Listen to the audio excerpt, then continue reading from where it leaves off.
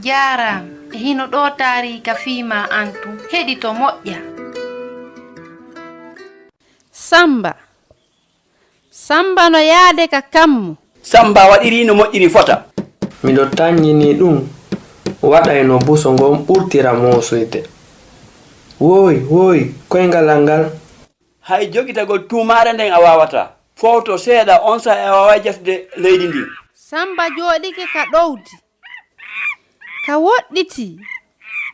O nani hito kulaaru ndun. Ben makko jokkiti darnugol cuuroy koy ka buruure e ndi leydi Afiriki ndi siid.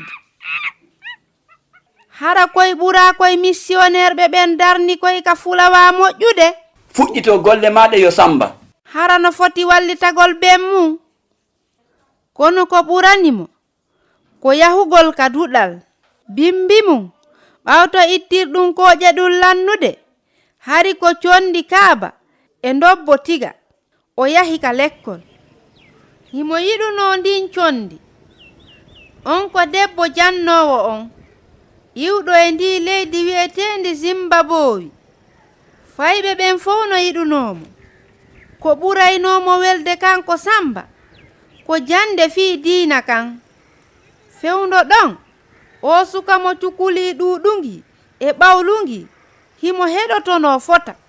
Baalon to so kunkun do'intako dogi majji ngaynaako on acci ɗon wuro ngon o yahi fii ɗaɓɓitugol baalil majjungingil haa o yiitingil o ittingil ka bulle o rondingil haa o hewti ka suudu ko kanko Isa joomi on woni ngaynaako moƴƴo on ko ittimo ka kambo addimo ka leydi ɗo ko fii danditugol majjuɓe ɓen. Fudis min kadi komi baali majjungi Annabi Isa no ɗaɓɓitude lam min kadi. Ko non woniri himo ɗaɓɓitudema ɓayru himo yiɗuma. A waaway mo yewtude nde faalaɗa tawdede makko wo. Nyandego Samba yahana ka lekkol. Himo faalano immade ka danki. Kono ɓandu makko ndun hari no wuli e himo ngila. Samba ɓandu ma ndu no wuli fota yomi yawmi nodda nyannejo. Wawata wallitade lam. Hari Samba no nawni fota ko kar hango wonno e yaltinirde hawa kan e alatire debbo jannowo on ari ndarugol mo. Samba hiɗa nawni fota hara ida hebuli maaygo si tawi ko sayi on ni. Ko Isa joomi on woni gaynaako am moƴƴo on neɓata o aranay lan o naɓalan ka kammu. Samba on bigite ɗen o udditali ɗe hankadi. Fewndo ko wattinte fundi filliti tarika gaynaako moƴƴo on.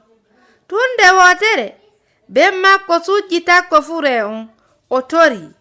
Isa joomi joni Samba no wondi e ma himo e jam dow ton. Min kadi miɗo faala tawdede e ma yafanolan junubaji an ɗin wontanami gaynaako am moƴƴo on. Amina. O Fundise mi ala e anude hankadi ɓuri ni ɓayru mi andi mi yo'e kadi Samba ka kammu nyandego. Ko Husainatu wonno e yewtude mi weltanike ma fii ko heɗitiɗa ko hiɗen e saayi.